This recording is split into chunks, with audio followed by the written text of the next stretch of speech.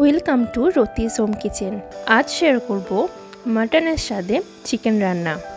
এই চিকেনের রেসিপিটা অবশ্যই একবার ট্রাই করে দেখবেন। চলুন তাহলে শুরু করা যাক আজকের রেসিপি।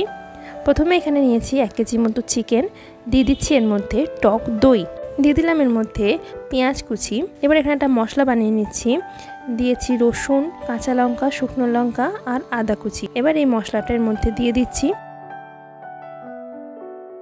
দিয়ে দেবো এর মধ্যে হলুদ গুঁড়ো, নুন, জিরে গুঁড়ো, ধনে গুঁড়ো আর দিয়ে দেবো কাঁচা সর্ষের তেল। এবার খুব ভালো করে এটাকে ম্যারিনেট করে নিয়ে আধ ঘন্টা থেকে 1 ঘন্টা মতো রেখে দিতে হবে। চিকেন বা মাটন যত ভালো ম্যারিনেট করা যাবে ততই কিন্তু তার টেস্ট ভালো হবে। এবার এটাকে ঢাকনা দিয়ে রেখে দিলাম।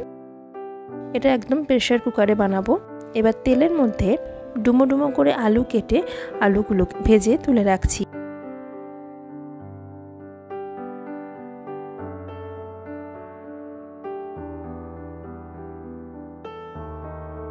এবার ওই তেলের মধ্যে ফোড়ন দিলাম গোটা গরম মশলা, তেজপাতা আর খুব সামান্য একটু চিনি, এতে কালারটা খুব ভালো আসবে। দিয়ে দিলাম এর মধ্যে পেঁয়াজ কুচি। পেঁয়াজটা একটু লাল করে ভাজা হয়ে যাওয়ার পর দিয়ে দিচ্ছি এর মধ্যে টমেটো কুচি। খুব ভালো করে এটাকে একটু ভেজে নিতে হবে। এবার এর মধ্যে ম্যারিনেট করে রাখা চিকেনটা দিয়ে দিচ্ছি। চিকেনটা খুব ভালো করে কষতে হবে।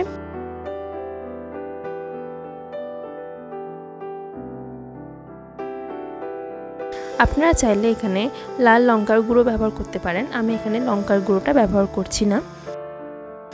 ভালো করে এটাকে নাড়াচাড়া করে বেশ কিছুক্ষণ ধরে এটাকে কষতে দিতে হবে। মাংস থেকে জল ছেড়ে দিয়েছে, এটা আরও একটু শুকনো করে নেব। এবার এর মধ্যে দিয়ে দিচ্ছি আলুগুলো।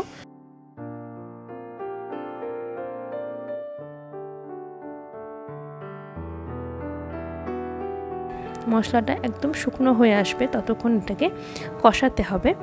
এবার এর মধ্যে ঈষৎ উষ্ণ জল দিয়ে দিচ্ছি, দিয়ে দিলাম 2টো চেরা কাঁচা লঙ্কা। একদম লো মিডিয়াম ফ্লেমে এটাকে 2 থেকে 3টে সিটি দিয়ে নেব। সিটি দেওয়ার পর এটা ভাপটা ছেড়ে যাওয়া পর্যন্ত অপেক্ষা করে এটাকে খুলছি। মাংসটা এখানে সিদ্ধ হয়ে গেছে। এবার শেষে এর মধ্যে দিয়ে দিলাম ঘি আর গরম মশলা গুঁড়ো, এতে কিন্তু টেস্টটা অনেক বেশি ভালো হবে। এবার এটা ঢাকনা দিয়ে কিছুক্ষণ রেখে দিয়ে তারপর সার্ভ করুন গরম গরম মাটনের স্বাদে চিকেনের রেসিপি।